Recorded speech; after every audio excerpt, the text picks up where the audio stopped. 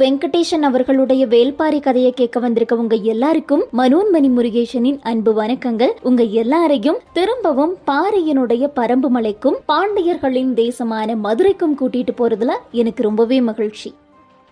தனித்த மாளிகையில நிறுத்தப்பட்டிருந்த திரையர்களை கவச வீரர்கள் வெளிப்புறமா கூட்டிட்டு போறாங்க. உள்ள என்ன நடக்குது அப்படின்னு யாருக்குமே தெரியல. காலம்பனால கூட நிலைமைய கணிக்க முடியாத நிலைமையா இருந்துச்சு. நீலன் காலம்பனை மட்டும் பாத்துக்கிட்டே இருந்தான். இதுவரைக்கும் போன பகுதியில பார்த்தோம். இதுக்கப்புறம் என்னாச்சு அப்படிங்கறத இந்த பகுதியில பார்க்கலாம்.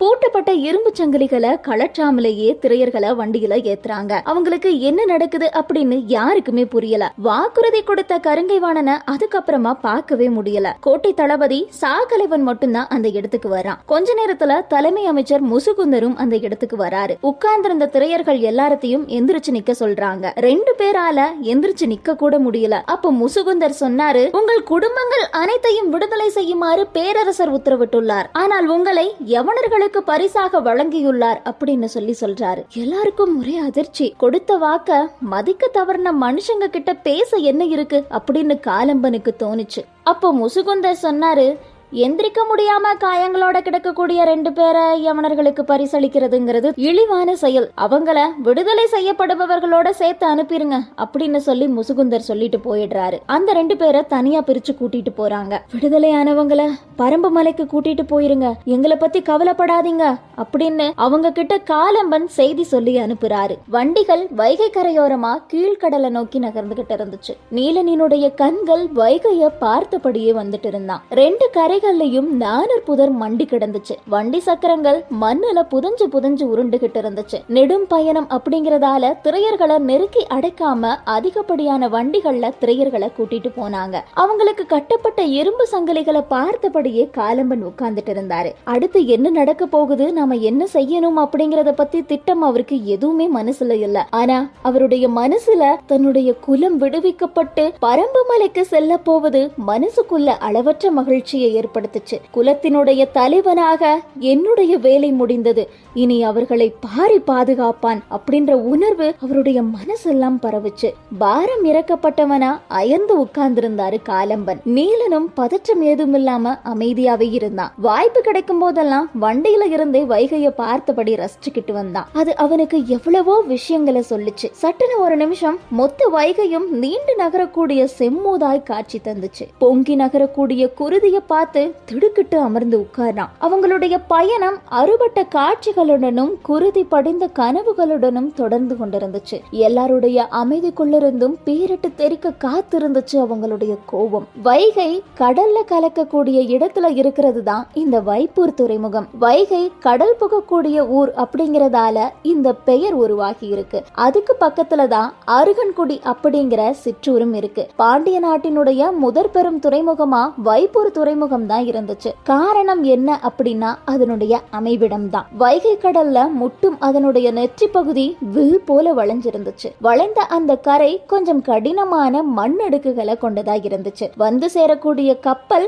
கடல்ல இருந்து வைகைக்குள்ள நுழைந்து ஆற்றினுடைய உள்ளடுக்கினுள்ள இருக்கக்கூடிய வைப்பூர் துறைமுகத்துக்கு போகும். இந்த கடல் அலைகள் வளைவுகளை கடந்து உள்ள வராது. பெரும் காற்றும் கடற்கொந்தளிப்பும் கூட வைப்பூர் துறைமுகத்தை சேதப்படுத்தியது கிடையாது. இதனுடைய பாதுகாப்புக்கு வேற எந்த துறைமுகத்தையுமே இனி சொல்ல முடியாது. வைப்பூர் துறைமுகம் பொருள்களை ஏற்றி இறக்கவும் கப்பல்கள் வந்து தங்கி செல்றதுக்கும் இயற்கையே அரணா அமைஞ்சிருக்கிறதாலதான் யவனர்கள் எங்கேயுமே இல்லாத அளவு பெரும் கோட்டைய இந்த இடத்துல கட்டியிருந்தாங்க. தங்களுடைய பொருட்களை கொண்டு வந்து இறக்கவும் ஏற்றவும் பொருத்தமான ஏற்பாட்டை நீண்ட காலத்துக்கு முன்னாடியே இந்த இடத்துல செஞ்சிருந்தாங்க. பாண்டிய அரசும் வணிக பொருளை பாதுகாக்கணும் அப்படிங்கிறதுக்காகவும் வரி வாங்கணும் அப்படிங்கிறதுக்காகவும் வசதியா கோட்டையும் கட்டியிருந்தாங்க. வைப்பூர் துறைமுகத்துல 2 பெரும் கோட்டைகள் நின்றுட்டு இருந்துச்சு. இந்த திருமணத்துக்காக யவன பெருவணிகன் வெஸ்பானியன் தலைமையில பலரும் அணி திரண்டு இந்த திருமணத்துக்கு வந்திருந்தாங்க. அப்படி யாரெல்லாம் அணி திரண்டு வந்தாங்க அப்படின்னா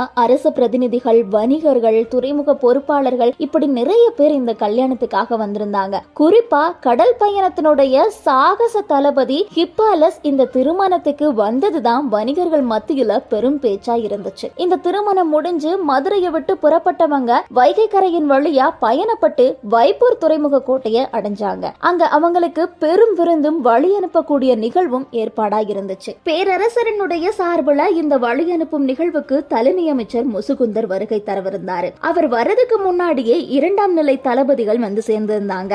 இந்த திருமண விழாவின் பெருமகிழ்வுக்கு காரணமாயிருந்தது இந்த வெங்கல் நாடு தான். அதை பாராட்டணும் அப்படிங்கிறதுக்காக இளமாறன 2ஆம் நிலை தளபதிகள்ல ஒருவனா பேரரசர் நியமிச்சிருந்தாரு. மையூர் கிழார் அளவற்ற மகிழ்ச்சியில திளைத்து போயிருந்தாரு. அவருக்கு ஒரே மகனான இளமாறனின் மீதுதான் அவருடைய கனவு முழுவதும் கட்டமைக்கப்பட்டிருந்துச்சு. அவனை பெரும் நிலம் ஆளும் மாவீரனாக மாற்றணும் அப்படிங்கிறது தான் அவருடைய எண்ணமாயிருந்துச்சு. பேரரசரனுடைய பார்வை தன் மகன் மீது விழ வேண்டும் அப்படிங்கிறதுக்காக நீண்ட நாள் காத்திருந்தாரு. கூடுதல் கொற்றர்களை அனுப்ப சொல்லி அரண்மனையிலிருந்து வந்த செய்தியை சரியான வாய்ப்பா பயன்படுத்திக்கிட்டாரு. செய்தியை கொண்டு வந்த செவியனுடனேயே கொற்றர்களை அனுப்பி வச்சிருக்கலாம். ஆனா அதை பயன்படுத்தி திருமணத்துக்கு வெகு நாட்களுக்கு முன்னாடியே இளமாறன அரண்மனைக்குள்ள அனுப்பியிருந்தாரு. வேற எந்த ஒரு சிற்றரசனுக்கும் கிடைக்காத அரிய வாய்ப்பு தான் இது. இந்த காலத்துல பேரரசரோ இளவரசரோ யாரேனும் ஒருவரால இளமாறனினுடைய திறமை கவனிக்கப்படும் அப்படிங்கிற சூழல் உருவாகும் அப்படின்னு அவர் நம்பினாரு.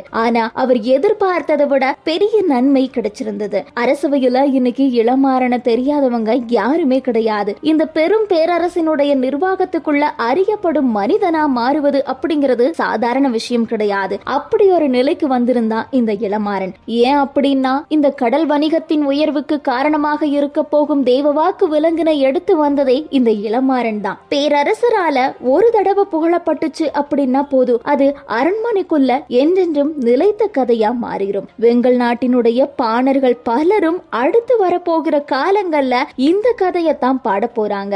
இளமாறனினுடைய பெயர் அறிவு சாலையிலும் அரச மாளிகையிலும் தொடர்ந்து கேட்டுக்கொண்டே இருக்க போகிறது. பொருத்தமான காலம் வரும்போது இது அத்தனையையும் வேறொன்றாக மாத்த போறாரு இந்த மையூர் கிழார். தொடர்ந்து பேசப்பட்டு கொண்டே இருப்பதன் மூலமா உருவாக்கப்படும் மன ஓவியம் வார்ப்பு சிலையை விட வலிமை மிக்கதா இருக்கும். குலசேகர பாண்டியன் தேவாங்கனை எடுத்து வர பரம்பை நோக்கி திரையர்களை அனுப்பியது 2வது செயல்தான். முதல் செயல் எது அப்படின்னு பார்க்கும்போது மையூர் கிழார் குலசேகர பாண்டியனை நோக்கி தேவாங்கனை அனுப்பியதுதான். இரண்டும் எதிர்பார்த்ததை விட பெரிய வெற்றியை பெற்றிருக்கும் வேலைதான் இது. இளமாறன் ரொம்ப சின்ன வயசுலயே பேரரசனுடைய நம்பிக்கையை பெற்று இந்த இடத்துக்கு வந்திருக்கான். மையூர் கிழார் தன்னுடைய வாழ்வு முழுக்க பாண்டிய நாட்டுக்கு உண்மையா இருந்தவர். அதை வெளிப்படுத்தவும் செஞ்சிருக்காரு. ஆனாலும் அரண்மனைக்குள்ள நுழையும் போது ஆயுதம் வைத்துக் கொள்ளக்கூடிய தகுதி அவருக்கு இன்னும் கொடுக்கல. அந்த ஆதங்கத்தை அவருடைய மகனான இளமாறன் இன்னைக்கு அகற்றியிருந்தாரு. இனி உறைவாளோடு அவன் அரண்மனையில காட்சியளிப்பதை அவர் பார்க்கலாம். ஆனா அரசரனுடைய அவைக்கு வாளோடு செல்லக்கூடிய உரிமை இளவரசன் உள்ளிட்ட யாருக்குமே கிடையாது. பாண்டிய நாட்டினுடைய சட்ட விதிகள் ரொம்பவே கடுமையாக இருந்துச்சு. பட்டத்து யானையின் மீது போர்த்தப்படும் துணியின் வண்ணம் முதல் படுக்கை அறையில நாள்களுக்கு தகுந்தவாறு மணக்க வேண்டிய நறுமண புகையின் வாசம் வரைக்கும் எல்லாத்திலையுமே விதிகள் இருந்துச்சு. விதிகளால வார்க்கப்பட்டதுதான் இந்த அரசாட்சி. அதனுடைய உறுதிக்கு மட்டும் கிடையாது, இரக்கமற்ற குணத்துக்கும் அதுவே அடிப்படையா இருந்துச்சு. விதிகளின் படிக்கட்டுகள்ல கால் பதிக்க தொடங்கியவன அதுவே அடுத்தடுத்த நிலைக்கு கொண்டு போயிரும். அதுக்கப்புறம் அவனுக்கு தகுந்ததா விதி தன்னை மாத்திக்கும். இணை மீன்கள் பொறிக்கப்பட்ட பாண்டிய நாட்டு அரச முத்திரையுடனான கவசத்தை இளமாறன் மார்பில் அணிந்ததை பார்த்த போது மையூர் கிழாரினுடைய கண்கள் மகிழ்வுல கரைஞ்சிருந்தது. தன்னுடைய மகன் இந்த நிலையை அடைய இன்னும் எத்தனையோ ஆண்டுகள் ஆகும் அப்படின்னு நினைச்சிருந்தாரு. ஆனா எந்த ஒரு சிறுகுடி மன்னனாலும் முடியாத ஒரு விஷயத்தை நிகழ்த்து காட்டிய பெருமை அவருடைய தோள்கள்ல இருந்துச்சு. திருமணம் முடிஞ்சதும் மையூர் கிழார் வெங்கல் நாட்டுக்கு புறப்படுறாரு. அவர் போகக்கூடிய வழியில இருக்கக்கூடிய எல்லா சிறுகுடி மன்னர்களினுடைய மாளிகையிலையும் தங்கி விழா சிறப்பை பத்தி பேசிட்டு தான் போவார். ஏன் அப்படின்னா இந்த பெருவிழாவினுடைய சிறப்பின் வழியா அவர் நிலை பெற செய்வது தன்னுடைய மகனின் சிறப்பையும் தன்னுடைய சிறப்பையும் தான். அவர் வெங்கல் நாட்டுக்கு புறப்படக்கூடிய நாள் அன்னைக்கு தான் இளமாறன் வைப்பூர் கோட்டைக்கு தன்னுடைய ஆலாவின் மேலேறி பயணப்பட தொடங்கினான். உடன் வந்த வீரர்களுடைய குதிரைகளால ஆலாவின் வேகத்துக்கு கொஞ்சமும் ஈடு கொடுக்க முடியல. அவங்களுடைய புகழ் மாலைகள் முழுவதையும் ஆலாவே சூடிக்கொண்டிருந்துச்சு. வைப்பூர் கோட்டைக்கு இளம் இளமாறன் வந்து சேர்ந்தப்போ திரையர்கள் அந்த இடத்துக்கு வந்து சேர்ந்து ஒரு வாரம் ஆகி இருந்துச்சு. முன்னாடி மாதிரி இல்லாம திரையர்களுக்கு நல்ல உணவு கொடுக்கப்பட்டிருந்துச்சு.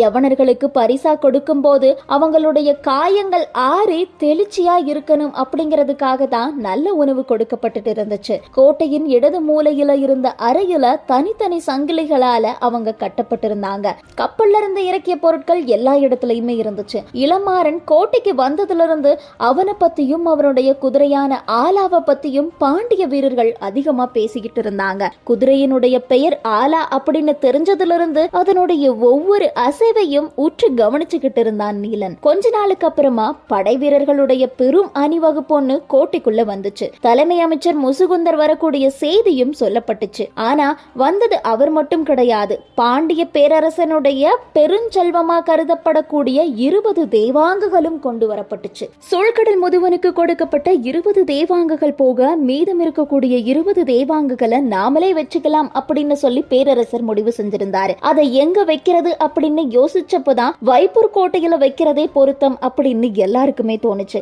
ஏன் அப்படின்னா கடல் காற்றும் கடல் உணவும் அதுக்கு பழக்கப்பட வேண்டும் அப்படின்னு எல்லாருமே சொல்லி இருந்தாங்க. அதனால ரொம்ப பாதுகாப்போட அந்த தேவாங்கு விலங்குகளை இந்த வைப்பூர் கோட்டைக்கு கொண்டு வந்திருந்தாங்க. அந்த தேவாங்குகளுக்கு அப்படின்னு சொல்லி வடிவமைக்கப்பட்ட கலை வேலைப்பாடுகளுடனான கூண்டுகள்ல அடைக்கப்பட்டு கோட்டைக்குள்ள வச்சிருந்தாங்க. எண்ணற்ற வீரர்கள் உடன் வந்திருந்ததால முதல்ல அதை கவனிக்க முடியல. அன்னைக்கு சாயங்காலம் தான் அந்த கூண்டுக்குள்ள தேவாங்கு விலங்கு இருக்கிறது அப்படிங்கிறது திரையர்களுக்கு தெரிய வருது. தூரத்துல இருந்து அதை பார்த்த காலம்பனினுடைய முகத்துல தன்னையும் அறியாம ஒரு புன்னகை வந்துச்சு. உங்களை தேடி சின்ன படையோட நான் வந்தேன், என்ன தேடி பெரிய படையோட நீங்க வந்திருக்கீங்க அப்படின்னு சொல்லி மனசுக்குள்ள நினைச்சுக்கிட்டாரு. ஆனா நீலனோ அதை நேர்கொண்டு பார்க்க முடியாம தலை கவிழ்ந்து அது கிட்ட மன்னிப்பு கேட்டுக்கிட்டு இருந்தான். தேவாங்குகள் மலையுச்சியிலிருந்து வானம் பார்த்துக்கிட்டு இருந்த அந்த தேவாங்குகளை கடலோட விளிம்புக்கு வந்து சேர்ந்ததற்கு ஏதோ ஒரு வகையில நானும் ஒரு காரணமாகிட்டனே அப்படின்ற குற்ற உணர்வோட நீலன் அமைதியா இருந்தான். இரவு யவனர்களினுடைய கோட்டையில ஒரு பெரிய விருந்து நடக்க போகுது. அதுல பங்கெடுத்து மணவிழாவுக்காக வந்தவங்களுக்கு நன்றி சொல்லி வழி அனுப்பதான் முசுகுந்தர் வந்திருக்காரு. நாளைக்கு காலை பொழுதுல யவன கப்பல்கள் புறப்பட இருக்கு. அதனால இன்னைக்கு இரவே திரையர்களை அவங்க கிட்ட கொடுக்கணும் அப்படின்னு முடிவு பண்ணியிருந்தாங்க. யவனர்களை நேர்ல சந்திச்சு தன்னுடைய நன்றியை தெரிவிக்கிறதுக்காக சூழ்கடல் முதுவனும் வந்து சேர்ந்திருந்தாரு. எல்லாரும் இன்னைக்கு இரவு சந்திக்க போறாங்க. அதுக்கு முன்னாடி சூழ்கடல் முதுவன் செய்ய வேண்டிய வேலைகள் நிறையவே இருந்துச்சு. தனக்கு வழங்கப்பட்ட 20 தேவாங்குகளை 10 கூண்டுகள்ல கொண்டு செல்ல ஏற்பாடு செய்யப்பட்டுச்சு. கடற்பயணத்துக்கு தகுந்த மாதிரி அந்த கூண்டுகள் வடிவமைக்கப்பட்டிருந்துச்சு. மிக முக்கியமா எந்தெந்த கப்பல்கள்ல இத அனுப்பி வைக்கணும் அப்படிங்கறத முடிவு செய்யறதுல தான் சூழ்கடல் முதுவனுக்கு ஒரு பெரிய நெருக்கடியா இருந்துச்சு. ஏன் அப்படின்னா அவர் வணிக உலகின் நியதியை தெரிஞ்சுக்கிட்டவரு. எந்த நிமிஷத்திலையும் அது என்னவா மாறும் அப்படிங்கிறதையும் அவருக்கு தெளிவாவே தெரியும். அதுவும் திசை காட்டக்கூடிய ஒரு விலங்கு அப்படிங்கிறது கடற்பயணத்துக்கு அச்சாணி மாதிரி. இதை தெரிஞ்சுக்கிட்டு பயன்படுத்தி பழக்கினதுக்கு அப்புறமா உறுதியா தன்னிடம் கொண்டு வந்து சேர்க்க வேண்டும். அதனால தன்னிடம் அளவற்ற நம்பிக்கையோடு இருப்பவர்களிடம் மட்டுமே இதை கொடுக்கணும் அப்படின்னு சொல்லி சூழ்கடல் முதுவன் முடிவு பண்ணியிருந்தாரு. அதே நேரத்துல எல்லா திசைகள்லயும் செல்லக்கூடிய கப்பல்கள்ல இந்த விலங்குகள் சென்றாக வேண்டும். சிறிய கலங்கள், பெரிய கலங்கள், நாவாய்கள், சீரிப்பாயும் தன்மை கொண்ட வங்கம் அப்படின்னு பல வகைப்பட்ட கப்பல்கள்ல இதுவும் அனுப்பணும் அப்படின்னு சொல்லி முடிவு பண்ணியிருந்தாரு. அப்போதான் இதை முழுமையா நம்மளால கணிக்க முடியும் அப்படின்னு முடிவு பண்ணாரு. ரொம்ப தூரத்துல இருக்கக்கூடிய தீவுகளுக்கு பெரும் கலங்கள் தான் போகுது. ஆனா பெரும் கலங்களை உடைய வணிகர்கள் ஏதாவது ஒரு வகையில தன்னுடைய போட்டியாளரா வரக்கூடிய வாய்ப்பை கொண்டவர்களா இருந்தாங்க.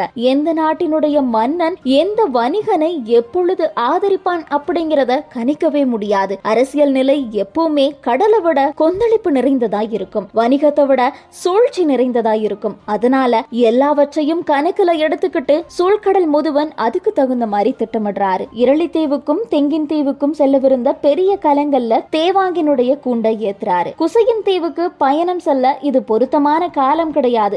ஏன் அப்படின்னா அந்த கடல்ல அப்பப்போ வீசி செல்லக்கூடிய காற்று கலங்களை எளிதில் திசை மாற்றம் செஞ்சிடும். அதுக்கப்புறம் கலங்களால நிலை திரும்பவே முடியாது. ஆனா இப்போ தேவாங்கு இருக்கிறதால அந்த பிரச்சனையே கிடையாது. காற்றினால திசை மாறினாலும் மீண்டும் திசை தெரிஞ்சுக்கிறது அப்படிங்கிறது சாதாரண விஷயமா மாறி இருந்துச்சு. அதனால நம்பிக்கையோடு பயணம் செல்லலாம் அப்படின்னு சொல்லி தன்னுடைய தம்பிய அதுக்கு பொறுப்பாக்குனாரு. இருக்கிறதுலயே பெரிய வங்கத்தை எடுத்துட்டு போ அப்படின்னு சொல்லியும் அனுமதி கொடுத்திருந்தாரு.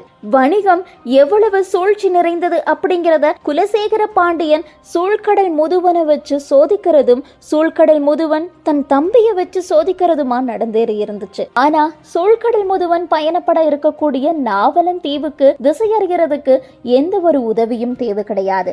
ஏன் அப்படின்னா எல்லா காலத்திலையும் கலங்கள் சென்று திரும்பக்கூடிய எளிய வழி பயணம் தான் அது. ஆனா அந்த பயணத்துக்கு 4 தேவாங்கனை எடுத்து வச்சுக்கலாம் அப்படின்னு சொல்லி சூழ்கடல் முதுவன் முடிவு செய்யறாரு. யவனர்களுக்காக இன்னைக்கு இரவு நடைபெற இருந்த விருந்துல வணிகர்கள் பலரும் கலந்து கொள்ள இருக்காங்க. இந்த நிகழ்வு முடிஞ்சதுக்கு அப்புறமா நாளைக்கு காலையிலிருந்து கலங்கள் எல்லாம் வைப்பூர் துறைமுகத்திலிருந்து புறப்பட்டு வெளியே போக இருக்கு. சூழ்கடல் முதுவன் விருந்துல கவனம் கொண்டிருந்த அதே நேரத்துல இன்னொன்றிலையும் கவனமாய் இருந்தாரு. தேவாங்கனை எடுத்து செல்ல தேர்வு செய்யப்பட்ட கப்பல்கள் இன்னைக்கு நள்ளிரவிலேயே புறப்படுவதற்கான ஏற்பாட்டையும் செஞ்சிருந்தாரு. பேரரசர் விதித்த கட்டளைகள் ரொம்ப முக்கியமானதா இருந்துச்சு. முதற்கட்ட பயணம் முடிகிற வரைக்கும் இது பிற வணிகர்களுக்கு தெரியாம நாம பாத்துக்கணும் அப்படின்னு சொல்லி பேரரசர் கட்டளையிட்டு இருந்தாரு.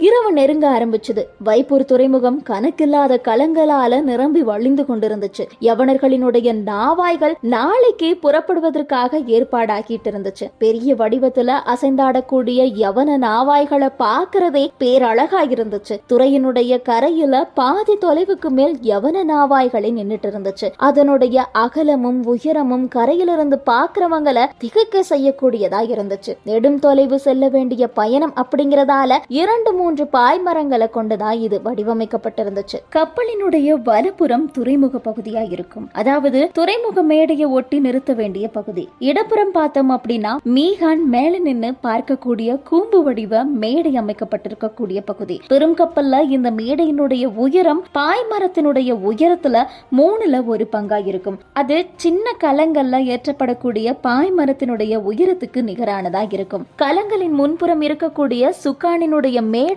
அதே மாதிரியான தன்மைதான். பாய்மரத்தின் மேல இருந்து எல்லா இடத்திலையும் இழுப்பட்டு விடைத்திருக்கக்கூடிய கயிறுகள் ஒரு கோணத்துல மீட்ட தயாராயிருக்கக்கூடிய யாழ் நரம்புகள் போல காட்சியளிக்கும். யவன கப்பல்களை தொடர்ந்து சாத்துக்களினுடைய கலங்கள், அதாவது தமிழ் பேசக்கூடிய வணிகர்களுடைய எண்ணற்ற கலங்கள் நின்றுட்டு இருந்துச்சு. அது ஒவ்வொன்றுமே ஒவ்வொரு தன்மையுடையதா இருந்துச்சு. கலங்களின் முகப்புல பொறிக்கப்பட்ட வடிவத்தை வச்சு அதுக்கான பெயர்கள் அமைஞ்சிருந்தது. யானை, சிங்கம், குதிரை இப்படி எண்ணற்ற வடிவங்களை தாங்கியதா அந்த முகப்புகள் இருந்துச்சு. வனப்பேறிய இந்த விலங்குகள் எல்லாம் சீரக்கூடிய கடல் அலைக்குள்ள தலை நுழைத்து மேலல காத்திருந்துச்சு. வைப்பூர் துறைமுகத்துல இவ்வளவு கலங்கள் வந்து நிக்கிறது அப்படிங்கிறது இதுவரைக்கும் யாருமே பார்க்காத காட்சி. அதுவும் அதெல்லாம் அடுத்த ஓரிரு நாட்கள்ல புறப்பட தயாராகி இருந்துச்சு. கலங்கள் புறப்படுது அப்படின்னா அதுக்கு முன்னாடி செய்யப்படக்கூடிய வேலைகள் எண்ணற்றதா இருந்துச்சு. கரை முழுக்க மனித கூட்டமும் வண்டி இழுக்கக்கூடிய விலங்குகளும் நெரிசல்ல சிக்கி திணறுச்சு. கரையை விட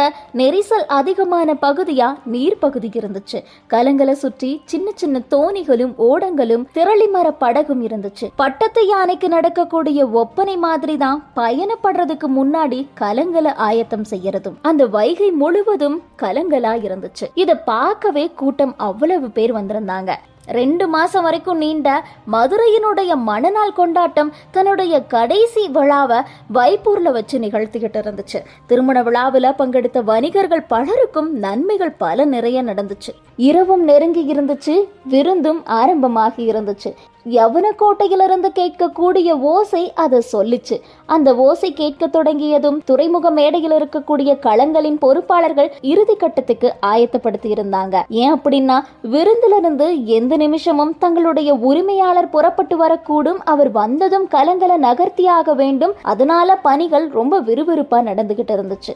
அந்த கலங்கள்ல வரிசை வரிசையா கொண்டு வரப்பட்ட திரையர்களான அடிமைகளை கலங்கள்ல ஏத்துனாங்க. அடிமைகளினுடைய கை கால்கள்ல இது நாள் வரைக்கும் இருந்த இரும்பு சங்கிலிகள் அகற்றப்பட்டு துளையிடப்பட்ட கட்டைகள்ல இரு கைகளும் செருகப்பட்டிருந்துச்சு. மீன் துள்றதுக்கு கூட வைகை கரையில இடம் இல்லாத அளவுக்கு கலங்கள் நின்றுட்டு இருந்துச்சு. ஆனா எல்லாருடைய பார்வையும் குவிஞ்சு கிடந்தது எங்க அப்படின்னா ஒரே ஒரு கலத்தின் மீதுதான். அதனுடைய உயரமும் அகலமும் எல்லாருக்கும் வியப்பாய் இருந்துச்சு. அதுக்கான வேலைகளை செய்யறதுக்கு மட்டுமே எண்ணற்ற பணியாளர்கள் இருந்தாங்க. அதுதான் கடல் பயணத்தின் சாகச தளபதியான ஹிப்பாலஸினுடைய நாவாய். அந்த கப்பல் இந்த துறைக்கு வந்து பல நாள் ஆகி இருந்துச்சு. ஆனா இத்தனை நாட்களும் இரவில் ஒரு சில விளக்குகள் தான் அதுல ஏற்றப்பட்டிருந்துச்சு. ஆனா இன்னைக்கு இரவு எந்த ஒரு நிமிஷமும் சாகச தளபதி ஹிப்பாலஸ் கப்பலுக்கு வந்து சேருவார் அப்படிங்கறதால எல்லா விளக்குகளுமே ஏற்றப்பட்டிருந்துச்சு. ஹிப்பாலஸினுடைய கப்பல்ல அடிமைகள் எல்லாரும் ஏற்றப்பட்டதும் அந்த கதவை பொறுப்பாளன் மூட தொடங்கினான். அது அடிமைகளை ஏற்றுவதற்கான கதவா இருந்துச்சு. இனி அடுத்த துறைமுகத்துல தான் அதை திறப்பாங்க. கதவை பொறுப்பாளன் மூடினப்போ ஒருத்தன் வேகமா ஓடி வந்து சொன்னான், இந்த அடிமைகளையும் உள்ள அனுப்பிரு அப்படின்னு சொல்லி. அவன் உடனே திரும்பி பார்க்கறான். கருங்கொள்ளையர்களுக்கு இணையான உடல்வாகு கொண்டவங்களா அவங்க இருந்தாங்க. வந்தவன் சொன்னான், பாண்டிய நாட்டினுடைய பரிசு பொருளா நம்ம தளபதிக்கு இந்த அடிமைகளை கொடுத்திருக்காங்க அப்படின்னு சொல்லி. உடனே அவன் மேலையும் கீழையும் பார்க்கறான் திரையர்களை. கைகள்ல இருந்த இரும்பு சங்கிலி கழற்றப்பட்டு துளையிடப்பட்ட மரக்கட்டைகள் அவங்க கையில செருக்கப்பட்டிருந்துச்சு. போதுமான அடிமைகளை உள்ள அனுப்பி முடிச்சிட்டேன், சரி இவங்கள மேல்தளத்துக்கு கொண்டு போ அப்படின்னு சொல்றான். வந்தவன் அவங்கள மேல்தளத்துக்கு கூட்டிட்டு போறான். புதுசா வந்த அடிமைகளை சோதனை செய்யறதுக்கு எத்தனையோ வழிமுறைகள் இருந்துச்சு. கப்பல் பயணிக்கும் போது பேரலைகளுக்கு நடுவுல அவங்கள மேல இருந்து தூக்கி எறியறது அப்படிங்கிறது ஒரு வகையா இருந்துச்சு. வீசப்பட்டவன் கடல்ல மூழ்காம எவ்வளவு நேரம் தாக்கு பிடிக்கிறான் அப்படிங்கிறத வச்சு அவனை திரும்பவும் கப்பல்ல ஏத்தலாமா இல்ல அப்படியே கடலுக்குள்ள விட்டுறலாமா அப்படிங்கிறத கூம்பு வடிவ கூண்டின் மேலிருந்து மீகான் முடிவு செய்வான். திரையர் கூட்டம் நாவாயனுடைய மேல் தளத்துக்கு கொண்டு செல்லப்பட்டு மீகானினுடைய மேடைக்கு பக்கத்துல நிறுத்தப்பட்டாங்க. இனி திரையர்கள் கடல் வணிகத்திற்காக கடலோடு செல்வார்களா இல்லை பாரியின் பரம்பு மலைக்கு செல்வார்களா என்பதை அடுத்த பகுதியில் தெரிஞ்சுக்கலாம். அதுவரை உங்களிடமிருந்து விடைபெறுவது பரம்பு மலையிலிருந்து நான் மனோன்மணி முருகேசன்.